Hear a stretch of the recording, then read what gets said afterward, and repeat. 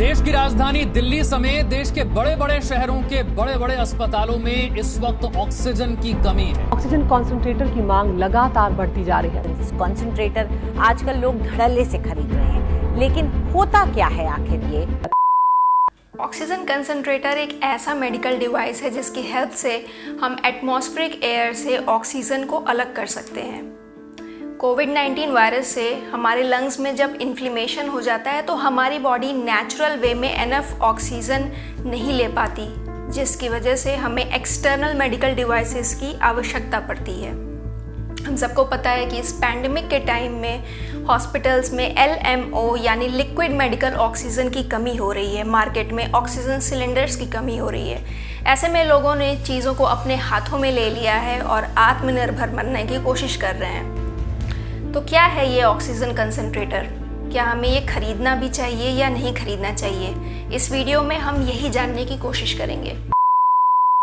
अब oxygen concentrators काम कैसे करते हैं?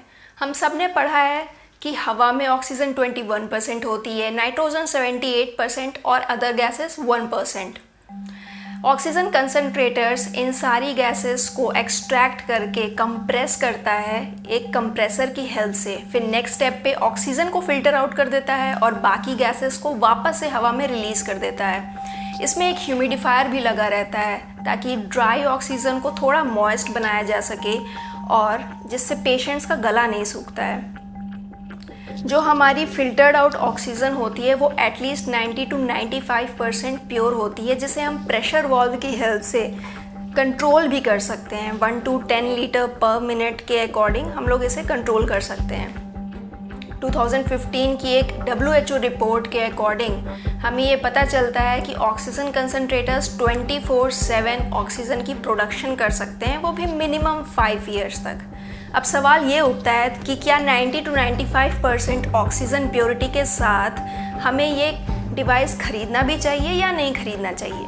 प्रशासन बोल रहा पीपल बर्गर नीचे बैठो ऑक्सीजन बढ़ जाएगी। जिन पेशेंट्स का ऑक्सीजन सैचुरेशन लेवल 95 से बिलो और 85 से अबव है, ये उनके लिए बिल्कुल ठीक काम करेगा। लेकिन ऐसे क्रिटिकल लेवल के पेशेंट्स जिनका ऑक्सीजन सैचुरेशन लेवल 85 से बिलो है, उनको हॉस्पिटल में एडमिट होना पड़ेगा और उन्हें लिक्विड मेडिकल ऑक्सीजन की सप्लाई की ज़रूरत पड़ेगी।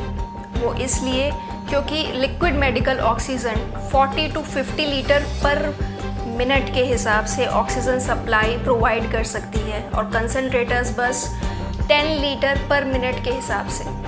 अब कुछ लोग कंसंट्रेटर्स में मल्टीपल ट्यूब्स को अटैच करके एक टाइम पे 2 पेशेंट्स को सर्व करने की कोशिश करते हैं। ऐसा पॉसिबल ज़रूर है, लेकिन एक्सपर्ट्स ने वार्निंग दी है कि ऐसा करने से पेशेंट्स में क्रॉस इन्फेक्शन होने के चांसेस बढ़ जाते हैं। इतना जानने के बाद अब आपके मन में ये सवाल उठ सकता है कि oxygen concentrator, oxygen cylinder, liquid medical oxygen, इन तीनों में आखिर डिफरेंस क्या है? सबसे बड़ा डिफरेंस तो ऑक्सीजन की प्योरिटी लेवल का है। कंसंट्रेटर्स हमें बस 90 to 95% प्योर ऑक्सीजन प्रोवाइड कर सकते हैं, जहाँ तक liquid medical oxygen, oxygen cylinders हमें 99% अप्रॉक्सीमेटली प्योर ऑक्सीजन प्रोवाइड करते हैं। अब कंसंट्रेटर्स 2 तरह के होते हैं। स्टेशनरी, जिसको आप अपने घर में रख सकते हैं, बस पावर सप्लाई की नीड होती है, और एक होते हैं पोर्टेबल, जो पावर सप्लाई से भी चलते हैं और बैटरी से भी चल सकते हैं। इन्हें किसी भी तरह की रिफिलिंग की कोई ज़रूरत नहीं पड़ती है। जहाँ तक ऑक्सीजन सिलेंडर्स की बात है, आपको पता है उसे रिफ़िल कराने की ज़रूरत पड़ती है। लिक्विड मेडिकल ऑक्सीजन ये नॉर्मल टैंकर्स में तो ट्रांसपोर्ट हो भी नहीं सकते। इन्हें क्रायोजेनिक टैंकर्स में ट्रांसपोर्ट किया जाता है, जिन्हें स्पेशल टेम्परेचर पे स्टोर किया जाता है। हमारे देश में लिक्विड मेडिकल ऑक्सीजन की इतनी कमी नहीं है जितनी कमी इन टैंकर्स की है। इस वजह से हमारे हॉस्पिटल्स में ऑक्सीजन ट्रांसपोर्ट ही नहीं हो पा रहे हैं। अब बात करते हैं कंसंट्रेटर्स के प्राइस की। ये अधिकतर 27 kg से कम वेट में होते हैं और 3, 5, 8, 10 LPM यूनिट्स के हिसाब से मार्केट में अवेलेबल हैं। 3, 5 LPM वाले अधिकतर 40 to 70,000 INR में अवेलेबल हैं और 10 LPM वाले 1.5 lakhs में भी अवेलेबल हैं। अब ये आप पे है और पेशेंट की ऑक्सीजन सप्लाई नीड के हिसाब से है कि आप ये क्या खरीदते हैं, और ख़रीदने से पहले अपने फिजिशियन से ज़रूर कंसल्ट करिए।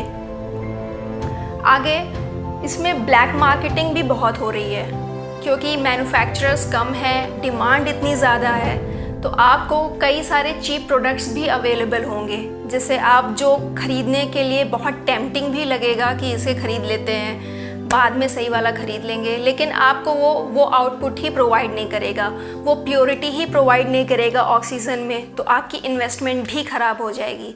अब क्योंकि ये एक वन टाइम इन्वेस्टमेंट वाला डिवाइस है, तो मैं ये रिकमेंड करूँगी कि आप ख़रीदते टाइम सही कंसनट्रेटर ख़रीदें, एक वेरीफाइड डीलर से ख़रीदें। चाइनीज़ प्रोडक्ट जो कि चीप हैं या फॉल्टी हैं, ऐसे डिवाइसेस को ख़रीदने से बचें।